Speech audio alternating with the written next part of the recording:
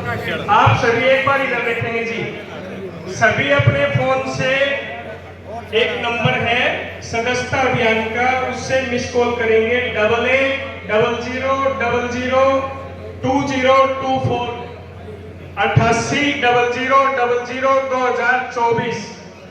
इस नंबर पे miss call करेंगे। जरूरी भारतीय जनता पार्टी के कार्यकर्ता। राम राम जी और नमस्कार। आज और लोगों को जोड़ सके और ये बहुत जरूरी अभियान है और हम यहाँ पहुंचे हैं, जैसे सीताराम जी ने भी कही अभी कि अगर हम आवाज नहीं आ रही क्या, अगर हम 50-50 लोगों को जोड़ सकेंगे तो आगे चल के हमें भारतीय जनता पार्टी में पद भी मिल सकता है या नहीं मिल सकता। तो बहुत जरूरी है आज के दिन कि जितने ज्यादा लोग हम जोड़ें उतना हमारा नाम और हमारे क्षेत्र का नाम आगे हो। आज के दिन तो मैंने पहले भी कहा था, इलेक्शन ज्यादा दूर नहीं थे जब मैंने कहा था कि सरकार बनाने का रास्ता दक्षिण हरियाणा के बीचों बीच से जाता है और ये आपने प्रूव करके दिखा दिया कि बात तो सही थी।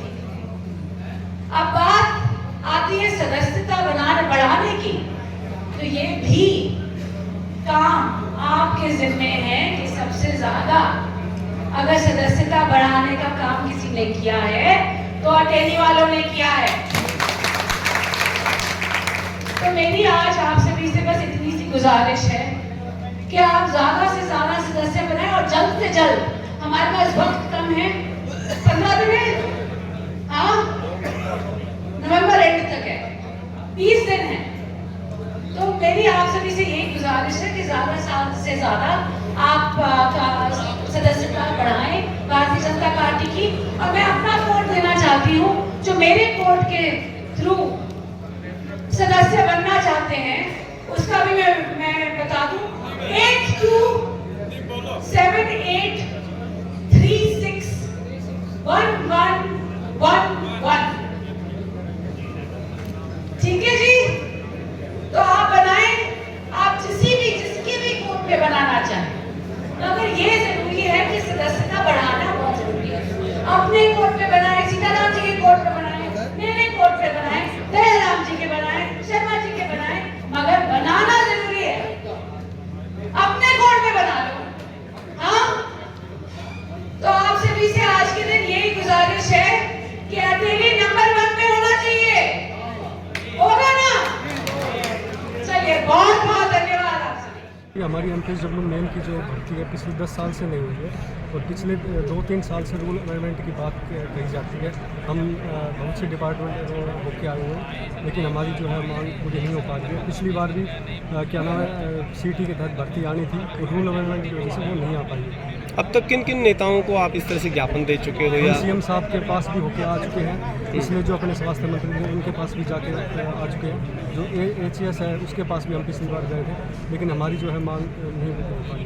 क्या वजह, जब आप सीएम साहब से मिले तो कुछ तो वजह बताई गई होगी? सीएम साहब ने हमें पॉजिटिव रिस्पांस दिया था कि आपकी भर्ती आएगी, लेकिन ये है कि अभी आचार संहिता लगी थी पिछली बार, तब भी मतलब डिपार्टमेंट ने भर्ती भेजी थी, लेकिन वो क्या है रूल की वजह से वो पूरी नहीं हो पाई है। तो हमारी मांग ये है कि उन रूल को जल्दी से जल्दी करके और भर्ती निकालें। आप आरती सिंह राव से मिलने आए, आपको उम्मीद है कि ये ज्ञापन देने के बाद आपकी जो ज़रूरत है पूरी हो जाएगी, आपकी मांग पूरी हो जाएगी?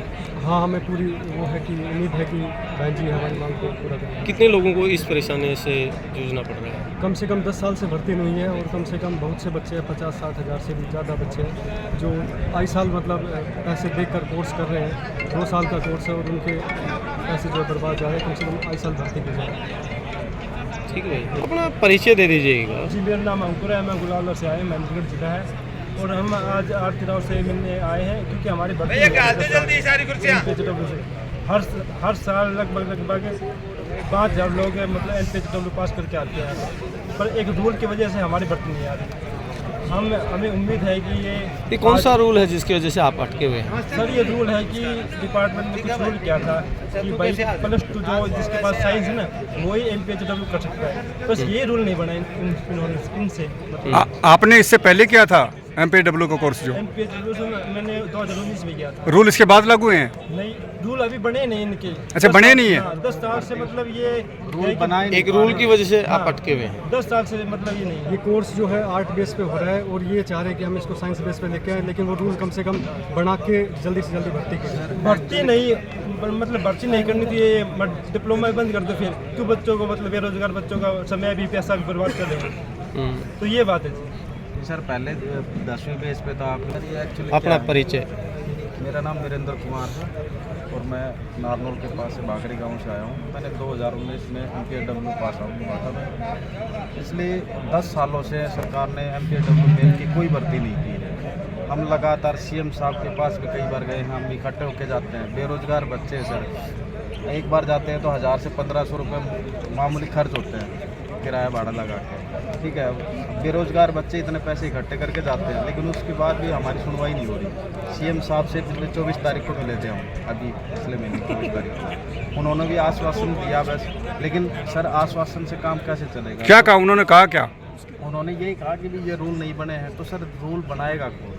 हम तो रूल बनाएंगे नहीं, डिपार्टमेंट बनाएगा। अब CM साहब है, हमारे राज्य के मालिक हैं, अब वो ही नहीं कर पा रहे तो कौन करेगा? हम कहाँ जाएँ, किसके पास जाएँ?